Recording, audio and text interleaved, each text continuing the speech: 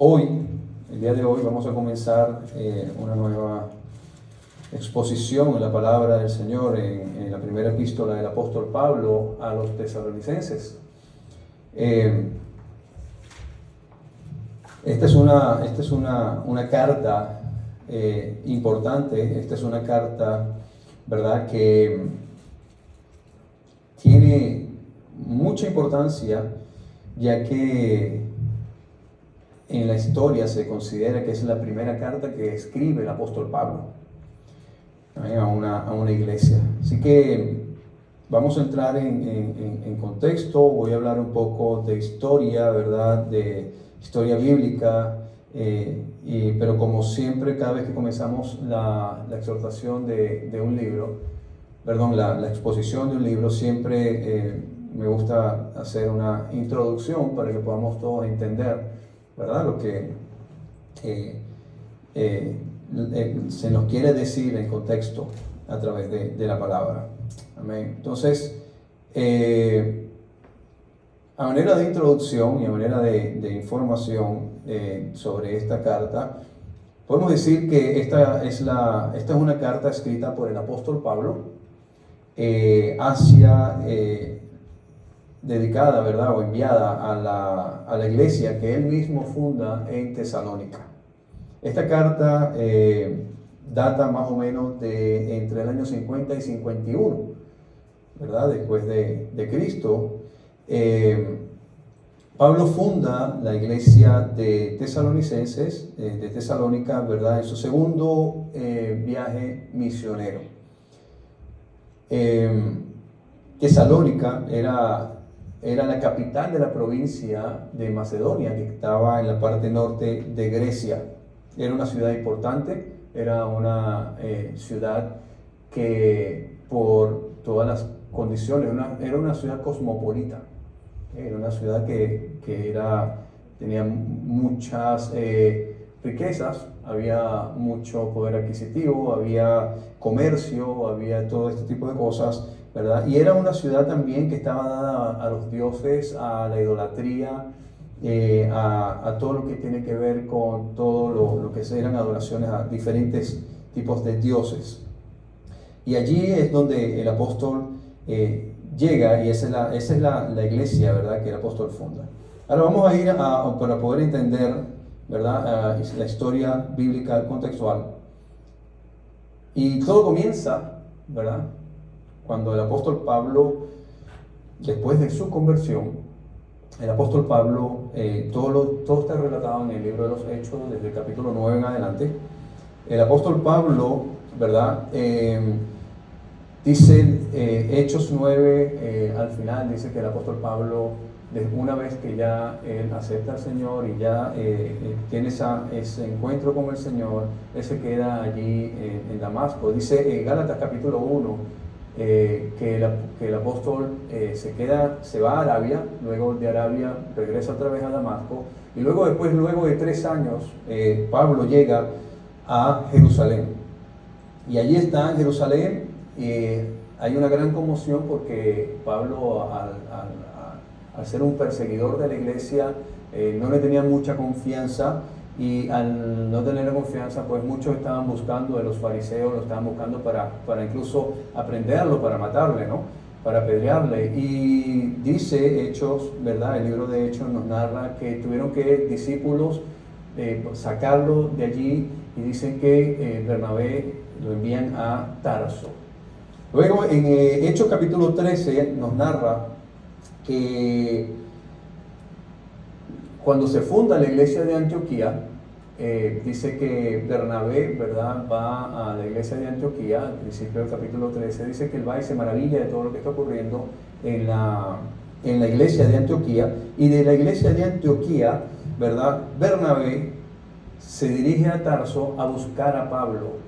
Se entiende que se necesitaban hombres, ¿verdad?, que con un gran conocimiento bíblico, personas que pudieran compartir la palabra del Señor. Y dice que en Hechos capítulo 13 dice que Bernabé se va a Tarso a buscar a Pablo, y allí se quedan. Dice que allí se quedan, ¿verdad? Perdón, yo estoy hablando en Hechos capítulo 11. Hechos capítulo 11, ¿verdad? De versículo 19 en adelante, en el versículo 25 dice que Bernabé se va a Tarso y busca a Saulo y lo trae a la iglesia de Antioquía. Ese es cuando se funda, ¿verdad?, la iglesia de Antioquía. Pablo pasa prácticamente a pertenecer y a ser miembro de la iglesia de Antioquía. Y él dice que allí estuvo, ¿verdad?, todo un año con la iglesia, y dice que enseñaron a mucha gente y allí estuvieron, ¿verdad?, sirviendo en la iglesia de Antioquía. Luego de allí, ¿verdad?, salen en su primer viaje misionero, y ahí sí voy a Hechos capítulo 13, dice que sale Pablo y Bernabé, salen en su primer viaje misionero, dice que enviado por el Espíritu Santo, quien es el que lo comisiona y los lleva, ¿verdad?, a hacer este viaje. Dice que de allí se van a Chipre, predican por toda esa área, por toda esa zona. Pablo enviado por la iglesia de Antioquía, ¿verdad? Luego del versículo 13 en adelante se nos dice que llegan a Antioquía, ¿verdad?, de Pisidia. Dice que llegan allí, entran en la sinagoga y hace lo que Pablo acostumbra hacer cada vez que llega a una ciudad. Él llega el día de reposo, llega a la sinagoga y comienza a compartir la palabra del Señor. Pero hay algo importante aquí en este pasaje, y es que Pablo da una cátedra increíble, predica el Evangelio del Señor de una manera increíble. Cuando tengan tiempo, pues léanlo. Habla de una forma maravillosa, usado por el Señor. Dice que muchos de los que estaban allí creyeron en el Señor. Dice en el versículo 43 del capítulo 13, dice que despedida la congregación, muchos de los judíos y los prosélitos piadosos siguieron a Pablo y a Bernabé, quienes hablándoles les persuadían a que perseverasen en la gracia de Dios. Dice que Pablo y Bernabé estuvieron predicando la palabra del Señor, ¿verdad? Cada vez que entraban a una ciudad, llegaban allí y predicaban. Luego de allí salen, ¿verdad?, y se van, dice en el capítulo 14, llegan a Iconio. Ahí en el versículo 1 dice que creyó una gran multitud de judíos y asimismo como griegos, y ahí va Pablo y Bernabé, comisionados por el Espíritu Santo, predicando la palabra del Señor en cada lugar, y creían, y había muchos que creían. Muchos que creían. Luego dice que Pablo sale de allí, ¿verdad?, porque muchos judíos querían apedrearlos, querían, ¿verdad?, acabar con ellos prácticamente, y salen de allí y se van a Listra. Nos relata Hechos capítulo 14, versículo 8 en adelante. Dice que estaba un cojo de nacimiento y Pablo lo sana en el nombre del Señor, ¿verdad? Y dice que Pablo allí estuvo,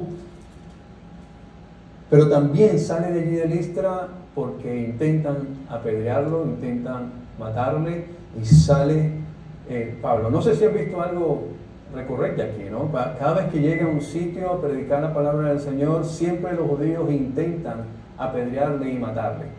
Esas son cuando el apóstol Pablo habla sobre tribulaciones,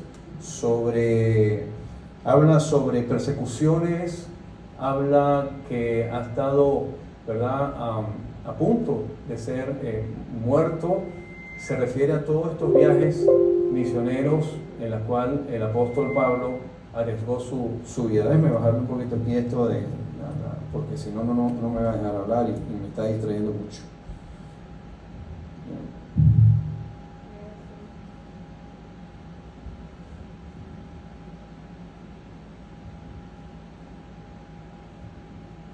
¿Me escuchan ahí? Ahí. Sí, ajá.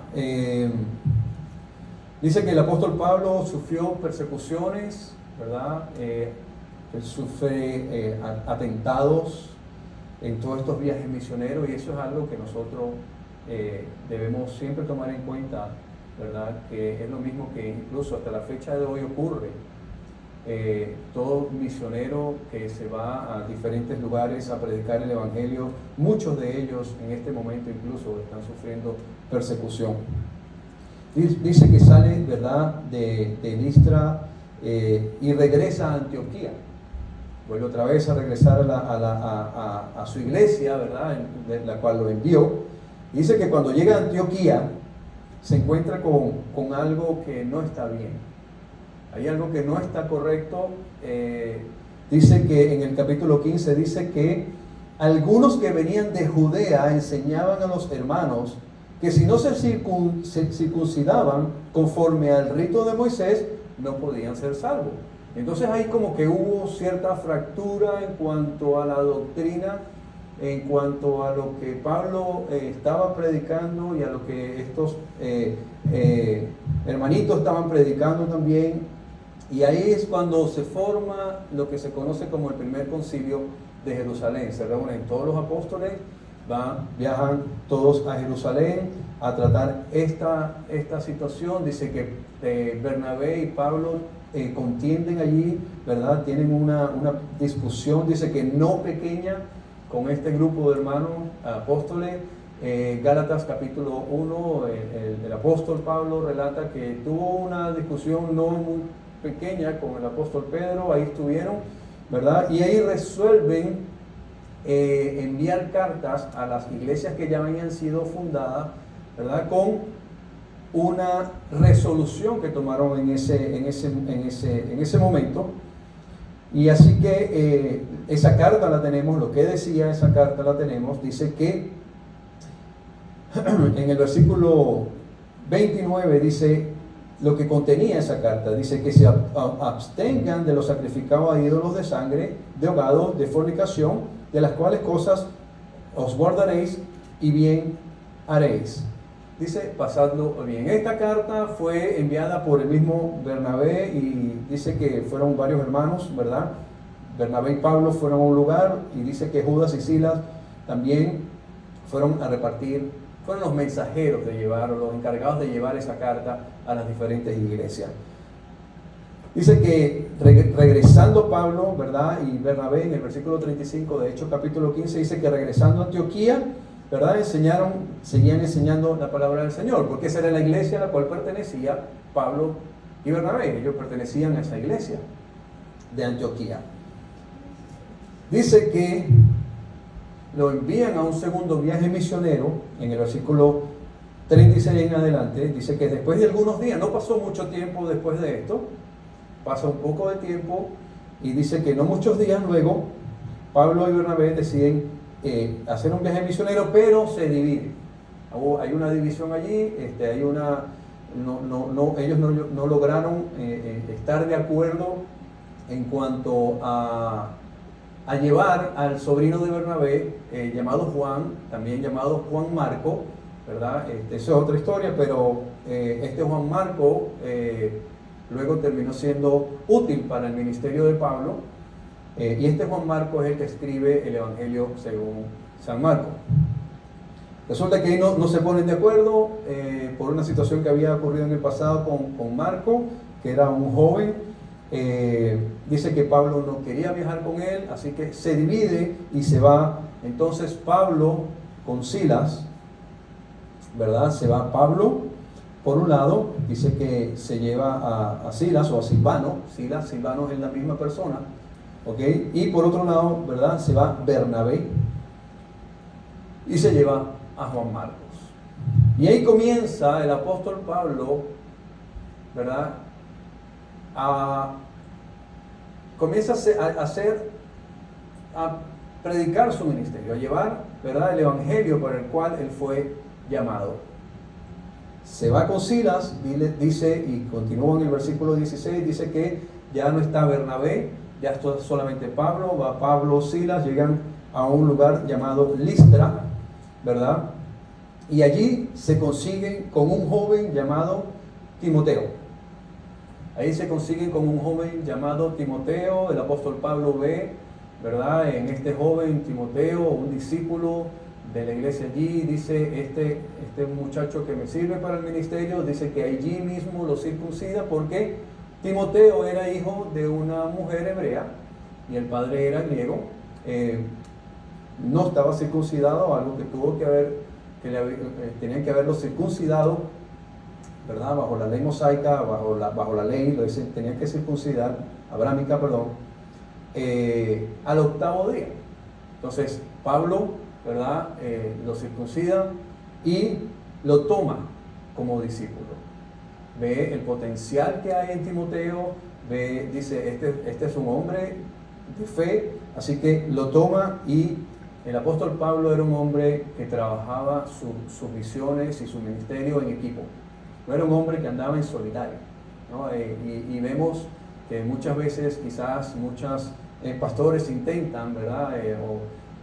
Misioneros quizás intentan trabajar en solitario.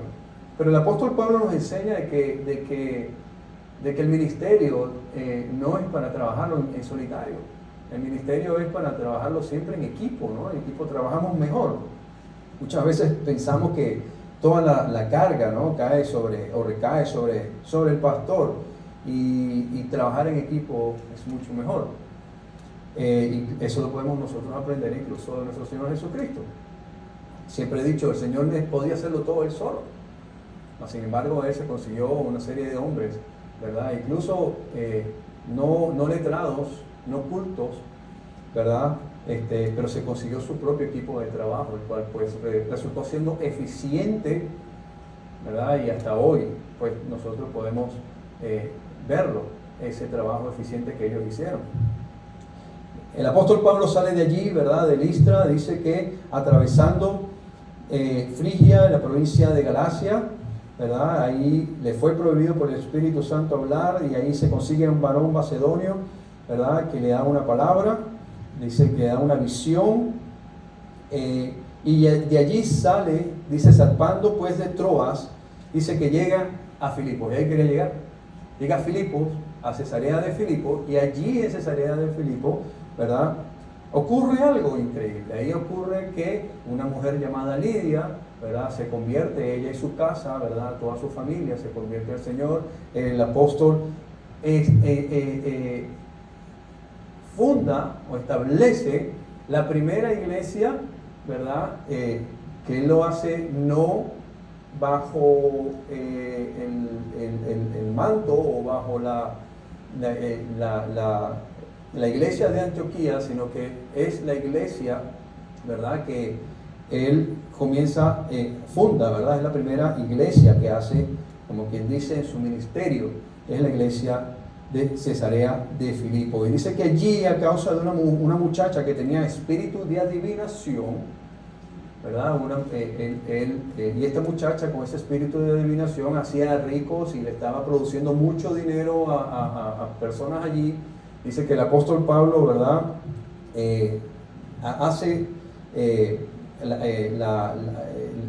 La libera ahí a esta muchacha, y resulta que pues estos hombres intentan matarlo, ¿no? Dice en el versículo 18, ¿verdad? Que el apóstol Pablo ora por ella y le dice: te mando en el nombre de Jesucristo que salga de ella, y salió de aquella misma hora. Pues eso es un problema. Eso se le convirtió en un problema al apóstol Pablo, ya que la que le estaba produciendo dinero a aquella gente ya ahora no podía seguir produciendo más dinero.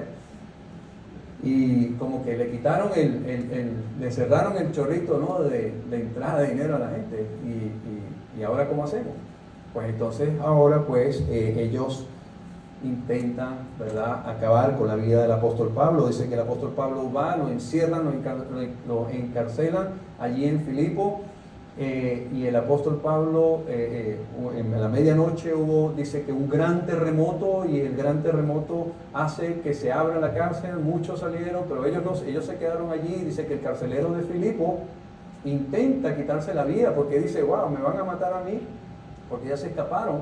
Y el apóstol Pablo dice: no atentes contra tu vida, nosotros todavía seguimos aquí, ¿no? Y después de eso dice que el carcelero de Filipo acepta a Cristo. Él y toda su casa, ¿verdad?, son salvos. De allí, ¿verdad?, salen de allí. Y entonces ahí en el capítulo 17, y ya conocen ya la historia, el contexto, ¿verdad?, de qué era cómo llega el apóstol Pablo a la iglesia de Tesalónica. Dice que pasando por Anfípolis y Apolonia, en el capítulo 17 de Hechos, dice, llegaron a Tesalónica, donde había una sinagoga de los judíos. Pablo, como acostumbraba, fue a ellos y por 3 días de reposo discutió con ellos, declarando y exponiendo por medio de las Escrituras que era necesario que el Cristo padeciese y resucitase de los muertos, y que Jesús, a quien yo os anuncio, decía él, es el Mesías. Esto lo está diciendo Pablo en una sinagoga judía. Miren, no, lo que está diciendo Pablo, no está diciendo cualquier cosa. Le está diciendo a los judíos que ya el Mesías vino, ya el Mesías estuvo entre nosotros. Cuando dice que discutía, la palabra ahí es dialegomai en griego, y quiere decir razonar, argumentar, ¿no? A veces se entiende que discutir es, ¿verdad? Vamos a discutir, no es, razonaba con ellos, argumentaba con ellos, disertaba con ellos, con estos judíos, y le decía que ese Cristo, ese Mesías, ya había estado aquí. Dice que algunos de ellos creyeron y se juntaron con Pablo y con Silas, y de los griegos piadosos gran número, y mujeres nobles no pocas. O sea, fue una gran cantidad de hermanos, ¿verdad? Allí. Dice, entonces los judíos que no creían, teniendo celos, tomaron consigo algunos ociosos hombres malos, y juntando una turba, alborotaron la ciudad, y asaltando la casa de Jasón, porque allí lo más seguro es que se estaba quedando el apóstol Pablo en la casa de Jasón, dice, procuraban sacarlos al pueblo. Pero no hallándolo, trajeron a Jasón y a algunos hermanos ante las autoridades de la ciudad, gritando, estos trastornan el mundo entero. Wow, esa exclamación ahí no se aleja mucho a lo que hoy ocurre en el mundo. ¿Cuántas personas hoy dicen lo mismo? Es que estos con su palabra, con su evangelio, me están trastornando el mundo.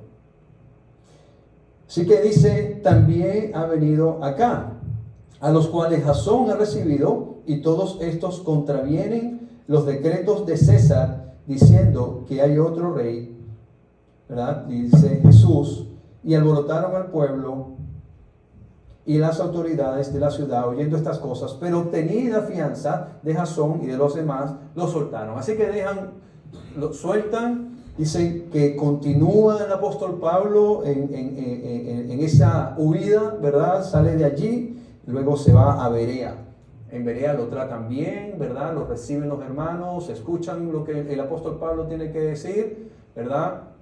Dice que cuando el apóstol predicaba, hablaba, ellos veían las escrituras, revisaban que lo que estaba diciendo tenía, ¿verdad? Tenía contexto real bíblico, que no estaba diciendo cosas que no eran bíblicas, y allí estuvo. Pero resulta que estas personas, estos judíos que querían acabar con la vida del apóstol Pablo, lo siguen hasta Berea. De Tesalónica a Berea hay 80 kilómetros aproximadamente. En aquel tiempo no había Uber, no había carro, no había tren, no había avión. En aquel tiempo pues tenías que o irte a caballo o irte a pie. No, eran muchas ganas de acabar con la vida de una persona. Caminar 80 kilómetros. Una media maratón creo que son 10 kilómetros. Una maratón completa son como 20, creo, ¿no? Y cansa caminar 5 kilómetros, más 80 kilómetros para ir a matar a alguien o para acabar con la vida de alguien. Y dice que allí hicieron también lo mismo. Dice que en Berea estuvieron allí y tuvieron que llevarse a Pablo a Atenas. Así que Pablo viene de predicarle a los hermanos de Tesalónica bajo una fuerte presión. Dice que está 3 semanas en Tesalónica predicando durante 3 sábados, 3 días de reposo continuo en las sinagogas. Muchos se convierten. Imagínense ustedes, Pablo predicando, la turba afuera, los judíos enardecidos, queriendo matar gente, apedreando gente, dice que eran hombres malos, asesinos quizás, todas estas cosas, y bajo toda esa tribulación estaba ahí el apóstol Pablo. Y con todo eso se levanta una gran congregación, y ahorita vamos a ver la fidelidad de esa congregación. Dice que Pablo sale de Atenas, y en Atenas también se va al Areópago. Dice que se enardeció mucho porque vio que era una ciudad entregada a la idolatría. Se va al Areópago, se presenta frente a los grandes eruditos, pensadores, filósofos de aquella época. Le predica el evangelio. Dice que muchos de ellos también, ¿verdad? Se convirtieron. Dice que un tal Dionisio y Damaris, y entre otros, ¿verdad? También se convierten y se van con ellos, con el apóstol Pablo. Y dice que de allí, de Atenas, después de estar con toda esa presión, persecución, lo han apedreado, lo han golpeado, lo han hecho bajar tantas cosas, ¿verdad? Atentado contra su vida. Pero el apóstol se goza porque todo lo hace en el nombre de Cristo Jesús, ¿verdad? Y él estaba dejando el pellejo, el cuero, como quien dice, para hacer las cosas, el ministerio, para cumplir con el ministerio para el cual él fue llamado. Yo siempre digo, ¿tú te imaginas que estos apóstoles de hoy te dijeran, tienes que ir a dejar el pellejo, el cuero, a que te apedreen, a que te intenten matar, a que te lancen a los leones? Y dicen, no, a mí me llamaron fue solamente para ser próspero, bendecido, vivir en una casa chévere y tener muchos carros y dinero en el banco, ¿no? Eso no fue lo que le dijeron al apóstol Pablo. El Señor, cuando le hizo el llamado en Hechos capítulo 9, le dice a Ananías, ve y dile a Pablo cuánto me es necesario que padezca a causa de mi nombre. Así que el apóstol Pablo estaba cumpliendo su ministerio, y dice que de allí, de Atenas, llega a Corinto, una ciudad no muy fácil tampoco. Y estando en Corinto, ¿verdad? Dice que cuando el apóstol Pablo sale de Berea, deja a Silas y a Timoteo. Le dice, Silas, Timoteo, les encargo que ustedes se queden aquí velando por los hermanos de Tesalónica. Les encargo que ustedes terminen de formarlos, terminen de estar con ellos allí, ¿verdad? Como dice incluso la primera carta de Tesalónica, capítulo 3, dice, ¿verdad? Que ahí estuvo Timoteo exhortándolos, dirigiéndolos, llevándolos, ¿verdad? En todo lo que quizás a lo mejor información que faltaba por tener. Dice que estando el apóstol Pablo en Corinto, llega Timoteo con Silas. No sé cuánto tiempo pasaría, no mucho, quizás un par de meses, cosas así. Y resulta que llega Timoteo, Silas, y le dicen a Timoteo, Timoteo y Silas le dicen al apóstol Pablo, Pablo, no sabes lo que es esa iglesia de Tesalónica. Ni te imaginas lo que el impacto que el Espíritu Santo y el Señor han hecho en esa iglesia, en esa comunidad. Pablo, ni te lo puedes imaginar. Gloria a Dios por esa iglesia. Y entonces ahí viene el apóstol Pablo y dice, no puede ser. Yo tengo que escribirle una carta de exhortación a estos hermanos en Tesalónica. No se sabe si la escribió a puño y letra, no se sabe si a lo mejor pues había un copista, alguien que es un escribano que lo escribía.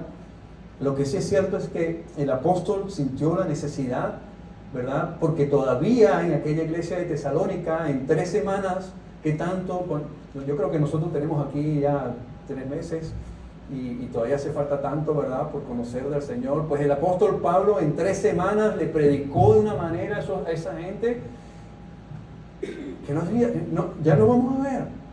No había más de qué hablar. Y el apóstol le escribe una carta preciosa. De hecho, es la carta más preciosa que el apóstol Pablo escribe.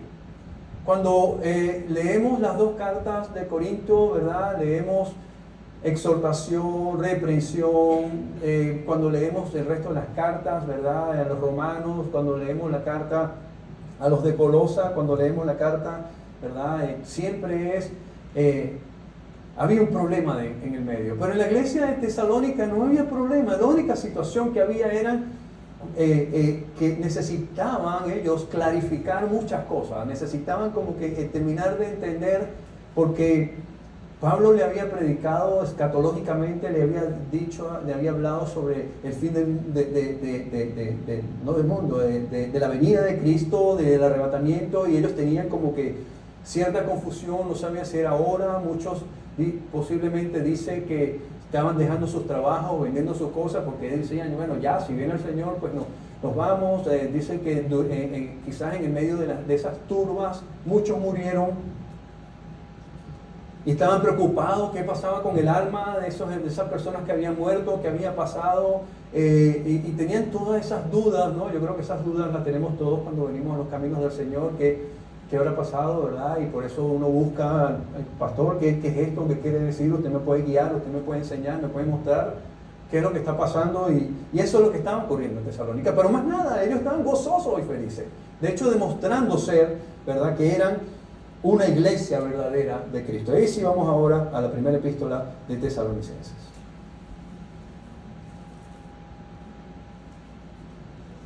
Dice la palabra del Señor, son 10 versículos. Léanlo, son 5 capítulos, tiene 89 versos, esta primera carta. Y vamos a aprender mucho en esta carta. Dice la carta, lo que escribe el apóstol Pablo, ¿verdad? Luego que Timoteo y Silas le traen ese reporte, ¿verdad?, de cómo estaba funcionando, cómo habían quedado estos hermanos en Tesalónica. Dice la palabra del Señor en primera de Tesalonicenses, capítulo 1, versículo 1, dice: Pablo, Silvano o Silas y Timoteo, a la iglesia de los tesalonicenses, en Dios Padre y en el Santo y en el Señor Jesucristo, gracia y paz sean a vosotros de Dios nuestro Padre y del Señor Jesucristo. Gloria a Dios, amén, ¿verdad? Qué bonito, ¿verdad?, que quizás el pastor de la iglesia, aquel que la plantó,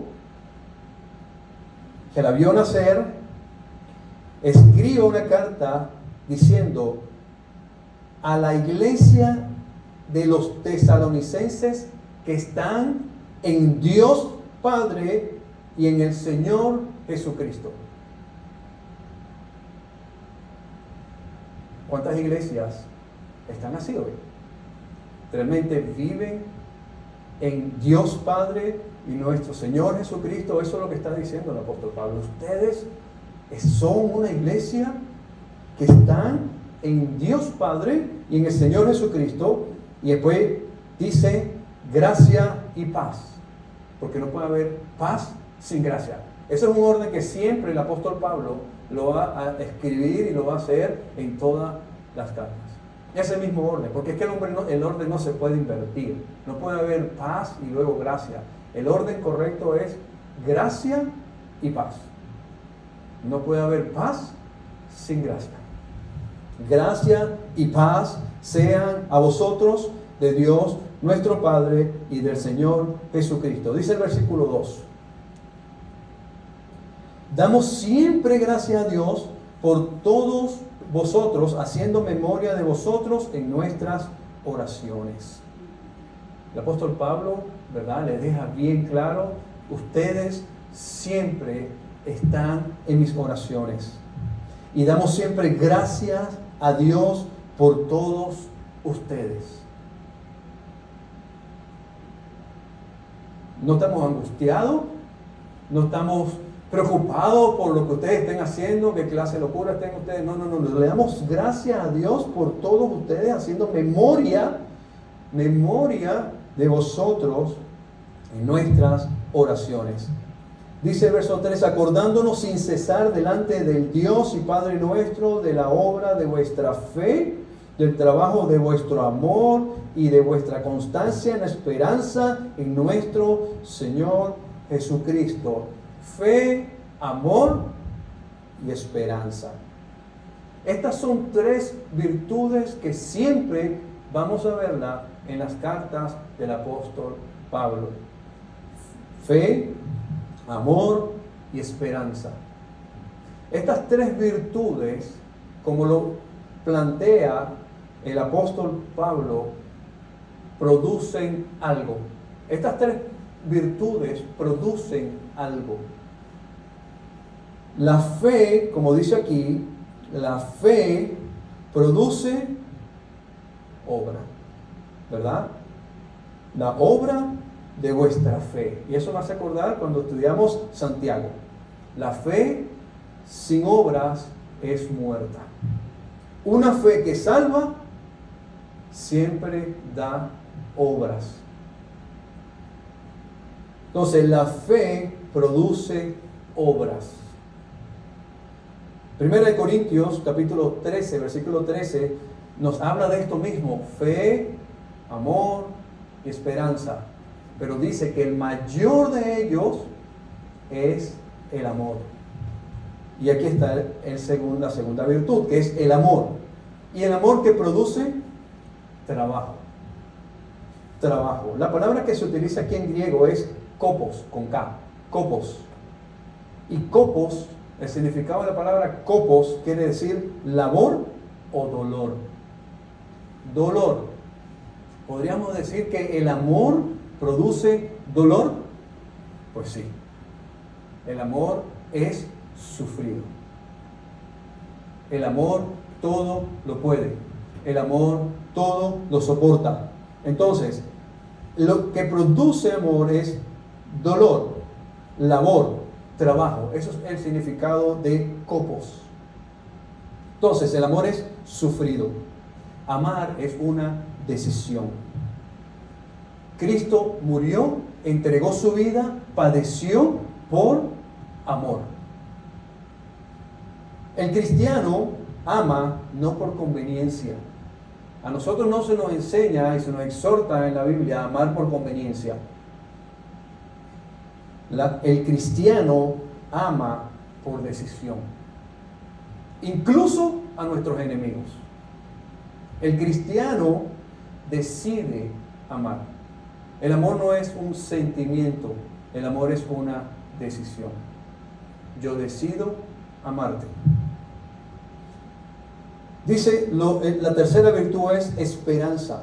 ¿Y qué fruto produce la esperanza? Constancia. La palabra griega para constancia aquí es hupomone, con J, hupomone.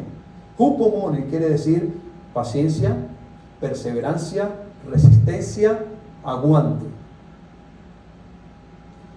Cuando me habla de perseverancia, resistencia y aguante, me está hablando que es un acto donde yo me mantengo haciendo algo. No es que estoy estancado, no es que estoy parado, sino que continúo, estoy perseverando, constancia. No es que me quedo sentado y ahí, sino que voy. Y eso, cuando estamos en esa constancia, ¿verdad? Entonces eso produce esperanza. Y esa es la vida del cristiano, la constancia nuestra, el amor nuestro y la fe nuestra está fundamentada en la esperanza que es nuestro Señor Jesucristo. Amén. El cristiano puede aguantar las situaciones de la vida, enfermedades, falta de trabajo, e incluso la muerte. Pero todo esto tiene que ser en la esperanza de nuestro Señor Jesucristo. Mientras que el mundo pone sus esperanzas en el trabajo, en el gobierno de turno, en la vacuna, en las cosas inconstantes, en lo pasajero, nosotros como cristianos ponemos nuestra esperanza en Cristo Jesús. Amén. Y ese es el ejemplo que nos deja a nosotros estos hermanos de Tesalónica. Estos hermanos le predicaron 3 semanas, mis hermanos, 3. Bastó solamente 3 semanas. Hay hermanos que yo conozco que tienen 30 años en el Evangelio y todavía no conocen el significado de la palabra gracia. Pareciera que como cuando dices gracia te dicen de nada. 30 años, 20 años. Y estos hermanos en 3 semanas ya estaban produciendo frutos. Tenían una fe, un amor y tenían su esperanza constante en Cristo Jesús. Seguimos. Dice, porque conocemos, hermanos amados, de Dios vuestra elección. La Reina Valera 1960, que es la que yo tengo aquí, este versículo, ¿verdad? Dice, lo repito, porque conocemos, coma, hermanos amados de Dios, coma, vuestra elección. Pero, lo que realmente dice aquí es, hay varias traducciones y la mayoría de las traducciones concuerdan en lo mismo. Dice, por ejemplo, una de ellas, la Biblia de las Américas, dice, no dudamos, hermanos amados por Dios, en qué circunstancias fueron llamados. Es que fueron llamados. Dios los llamó. La Biblia, la de Dios habla hoy, bueno, aquí tengo la BLA, DHH, la NBA, la NBI. Dice, a hermanos amados por Dios, sabemos que Él, Dios, Cristo, os ha escogido. Entonces, cuando dice, porque conocemos, hermanos amados, de Dios vuestra elección, lo que nos están diciendo es, hermanos, ustedes han sido escogidos por Dios. Que nosotros sí, ustedes, yo, nosotros hemos sido escogidos por Dios. Gloria a Dios. Y eso dice, ¿verdad? Cuando vamos aquí en segunda de Tesalonicenses, el mismo apóstol Pablo lo explica. Segunda de Tesalonicenses, capítulo 2, versículos 13 y 14, dice, pero nosotros debemos de dar gracias a Dios respecto a vosotros, hermanos amados por el Señor, de que Dios os haya escogido desde el principio para salvación mediante la santificación por el Espíritu y la fe en la verdad, a lo cual os llamó mediante nuestro Evangelio para alcanzar la gloria de nuestro Señor Jesucristo. Todos nosotros somos escogidos de Dios, llamados a través de la predicación de la palabra de Dios. Pablo le está diciendo, hey, ustedes no, espérense, ustedes son escogidos de Dios. Ojo, no está hablando de, ustedes son los niños mimados de Dios. Ustedes son los preferidos de Dios, ¿no? Eso es antibíblico. Decir eso es antibíblico, porque no existe tal cosa como el niño mimado o la niña mimada de Dios. Si creemos eso, estamos diciendo que Dios hace acepción de personas y que Dios quiere más a uno que a otro, y a uno los tiene más amados que a otro. Entonces estamos hablando que, pues la Biblia entonces dice otra cosa. Entonces no, eso no existe. Dios nos ama a todos por igual. Dice, por tanto, porque de tal manera amó Dios al mundo, no a muchos de los que viven en el mundo.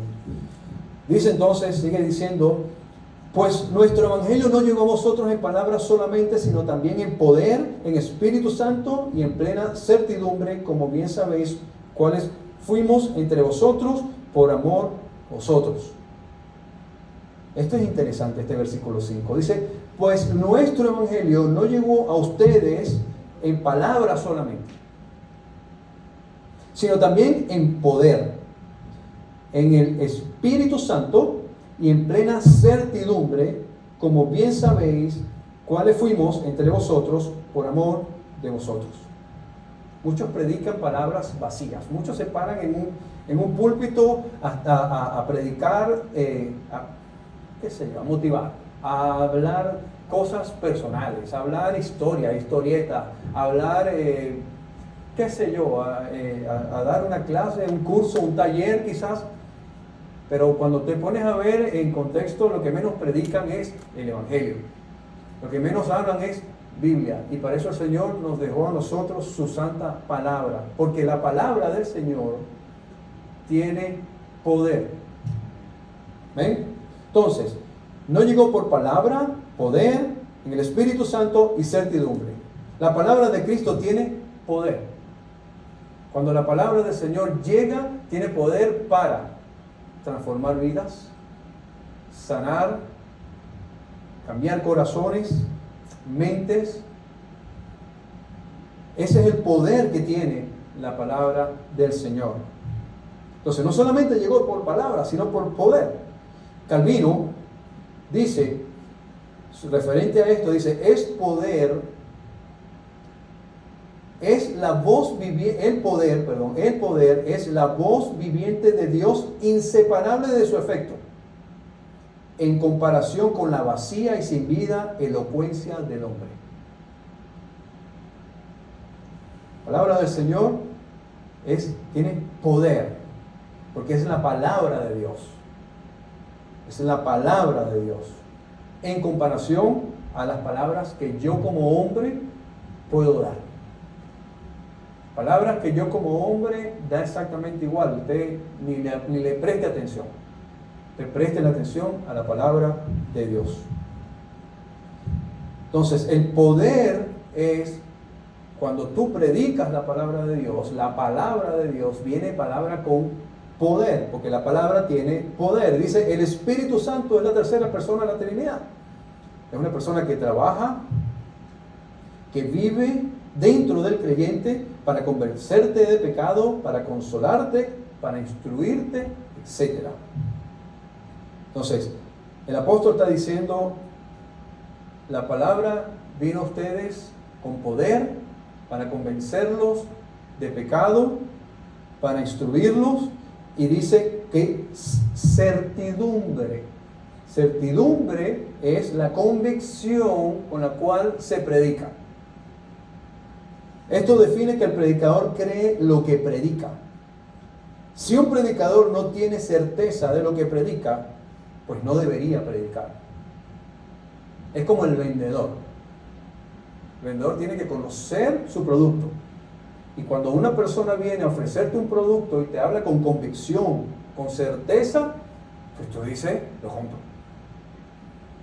Si el predicador no habla creyendo lo que está diciendo, entonces no tiene sentido que predique. Y eso es lo que le está diciendo el apóstol Pablo a los de Tesalónica. Nosotros predicamos creyendo lo que le estamos diciendo, y eso fue lo que ustedes vieron en nosotros. Cuando le dice aquí, sabéis como cuales fuimos entre vosotros por amor de vosotros. El apóstol Pablo predicó siendo íntegro, y eso lo hablamos, ¿verdad? Cuando estudiamos la carta, cuando vimos la carta de Santiago, vieron integridad en ellos. Dijeron, estos hombres saben lo que están diciendo, estos hombres están claros, estos hombres creen lo que están diciendo. ¿Qué palabras tan poderosas están diciendo? Si eso de verdad es así, pues entonces yo quiero eso. Así que cuando, hermanos, le prediquemos a alguien, prediquemos palabra dirigido por el Espíritu Santo, ¿verdad? Y prediquemos también con testimonio, con convicción. Porque a veces predicamos o decimos cosas que no sabemos, y cuando nos vamos hacemos otra y resulta que no estamos siendo íntegros. Dice, y vosotros vinisteis a ser imitadores de nosotros y del Señor, recibiendo la palabra en medio de gran tribulación con gozo del Espíritu Santo. Dice, ser imitadores de Cristo. Debemos ser imitadores de Cristo. Como el apóstol Pablo dice, ¿verdad? También que él es imitador de Cristo, pues nosotros debemos imitar a Cristo. ¿Realmente estamos imitando a Cristo en nuestras vidas? Dice, viniste a ser imitadores de Cristo y del Señor, de nosotros y del Señor, recibiendo la palabra en medio de gran tribulación. ¿Se acuerdan que hablé hace ratito diciendo que el apóstol Pablo estaba predicando en la sinagoga por 3 semanas y estaban afuera tirándole piedra, quizás a lo mejor gente, persiguiéndole para apedrearlo? Y esa tribulación es la que está hablando el apóstol Pablo. Ustedes estaban recibiendo palabra cuando nos querían matar afuera, cuando nos querían asesinar afuera, cuando nos querían apedrear afuera. Ustedes recibieron la palabra en medio de esa gran tribulación, pero la recibieron con gozo. La recibieron, wow, no importa, ¿qué está pasando allá afuera? No me interesa, pero wow, esta palabra que está dando este hombre es increíble, no la habíamos escuchado antes. Que yo quiero eso. Dice el versículo 7, de tal manera que habéis sido ejemplo a todos los de Macedonia y Acaya que han creído. Este verso 7 a mí me puso a pensar mucho. Este verso 7 me puso a mí a pensar y una de las cosas que yo pensé es, Tesalónica es una iglesia joven, recién nacida. Le predicaron por 3 semanas el Evangelio y ya Pablo está escribiendo diciendo, ustedes son ejemplo de Macedonia y Acaya y de los hermanos. Qué belleza, qué alegría es, ¿verdad?, ver que una iglesia naciente es ejemplo de otras iglesias que ya tienen incluso tiempo o las que están alrededor. Y aquí me surgen muchas preguntas. Una de ellas es, ¿ustedes han sido ejemplos para la iglesia? Y la otra pregunta es, ¿somos nosotros ejemplos para otras iglesias? Aquí Pablo habla de ser ejemplo a la iglesia, no al mundo. Dice, de tal manera que habéis sido ejemplo a todos los de Macedonia y de Acaya que han creído. No está hablando de ustedes son ejemplos para el mundo. Claro que sí, nosotros tenemos que ser ejemplos para los del mundo, ¿verdad? Pero aquí está hablando, ustedes tienen que ser ejemplo para los de la iglesia. Los de la iglesia. O sea, tenemos que ser ejemplo entre nosotros, para los creyentes, para los hermanos de la iglesia de aquí al lado, la del frente. Ahora, hagamos un ejercicio. Si el Señor escogiera tu vida para ser ejemplo de la iglesia, ¿cómo fuese la iglesia hoy? Si el Señor escogiera tu vida, tu andar como cristiano, dijera, quiero que la iglesia universal del mundo sea el ejemplo que tú das. ¿Cómo fuese esa iglesia? ¿Cómo fuese esa iglesia? Eso es una pregunta autorreflexiva. ¿Cómo fuese esa iglesia? ¿La iglesia aún existiría porque no se le habló nunca a nadie del Evangelio? ¿La iglesia tendría problemas económicos porque nadie ofrendaría? ¿Cómo se comportaría la iglesia universal si tú fueses el ejemplo? ¿Cómo? Esa es una pregunta que podemos hacernos todos. Podríamos decir, no, mira, si me tomaran a mí como ejemplo para el resto de las iglesias estuvieran llenas, porque yo le predicaría, además yo amo predicarle a todo el mundo, invito a todo el mundo a la iglesia y estoy todo el tiempo proclamando el Evangelio, o las iglesias estuvieran vacías, porque ni mi almohada sabe que yo soy cristiano. Eso es una gran pregunta. Eso es una gran pregunta. ¿Cómo sería la iglesia? ¿Sería una iglesia malhumorada? ¿Sería una iglesia iracunda? ¿Sería una iglesia... ¿cómo? ¿O sería una iglesia amable, gentil, mansa? ¿Cómo sería? ¿Cómo sería? Chismosa, criticona, enojada, inconforme. ¿Cómo sería la iglesia? En serio, deberíamos de nosotros hacernos esa pregunta. ¿Cómo sería la iglesia si yo fuese el ejemplo para los demás? Así que los de Tesalónica eran un gran ejemplo para los cristianos de alrededor. Sigo. Ya nos quedan 3 versículos. Porque partiendo vosotros ha sido divulgada la palabra del Señor, no solo en Macedonia y Acaya, sino que también en todo lugar vuestra fe en Dios se ha extendido, de modo que nosotros no tenemos necesidad ni de hablar de nada. Dice que esta iglesia de 3 semanas recién nacida estaban tan llenas de amor, de fe, de esperanza, de agradecimiento con el Señor, y vieron el cambio que hay en su vida y vieron cómo su vida ha sido transformada en 3 semanas y dijeron, esto hay que predicarlo, y salieron a predicar el evangelio por todos lados. Se pararon en Full Lion, se pararon aquí, se fueron a Publix, se fueron al otro, al cine, a donde sea, y fueron y predicaron a todo el mundo. Una iglesia nueva. Dice que tanto que ya Pablo ni siquiera tenía nada de qué hablar.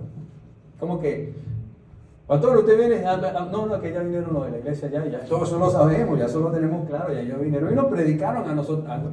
Entonces yo no tengo más nada de qué hablar. ¿Verdad? Eso es más o menos lo que dice aquí. ¿Cuándo fue la última vez que le predicaste el evangelio a alguien? ¿Cuándo? ¿Cuándo fue la última vez que le hablaste de Cristo a alguien? ¿Cuándo fue la última vez que le dijiste a alguien? Y no para vanagloriarnos, no, ni nada. ¿Cuándo fue la última vez que que diste testimonio de ser hecho hijo de Dios? ¿Cuándo? ¿Somos nosotros como esta iglesia de Tesalónica? Nueva, pero con esas ganas y ese deseo. Claro, incertidumbre. Esta iglesia tenía incertidumbre, preguntas, no tenían claro muchas cosas. Eso es normal. Pero ellos no se frenaron por eso. Es que yo no puedo hablar, pues es que yo no sé muchas cosas de la Biblia, mi hermano. Entonces, como yo sé muy poquitas cosas de la Biblia, yo no me pongo a hablar con los hermanos. Yo no sé qué tanto le predicaría el apóstol Pablo a los de Tesalónicas en 3 semanas. Pero yo tengo ya 3 meses, yo no sé cuánto tiempo ya, con más de 1 año.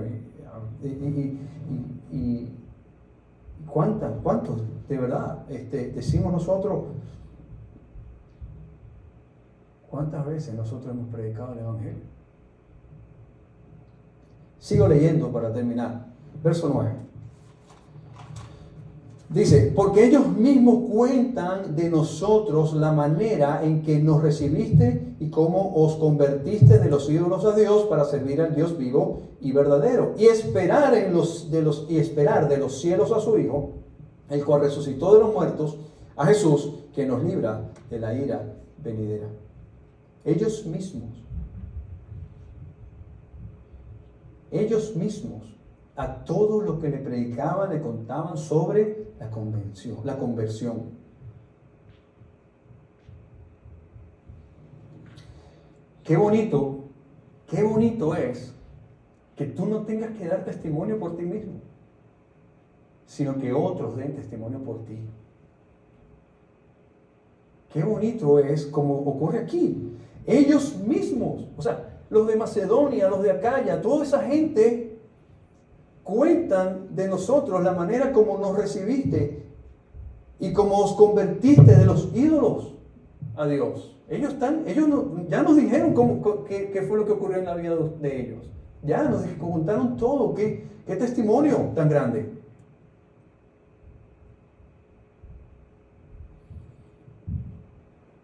¿Puede otros dar esos testimonios de nosotros? En la casa, en el trabajo, en la escuela, ¿pueden dar ese testimonio de nosotros? Si le preguntamos ahora mismo a alguna persona que vive contigo, ¿podría decir lo mismo? ¿Eres un testimonio vivo en todo lugar?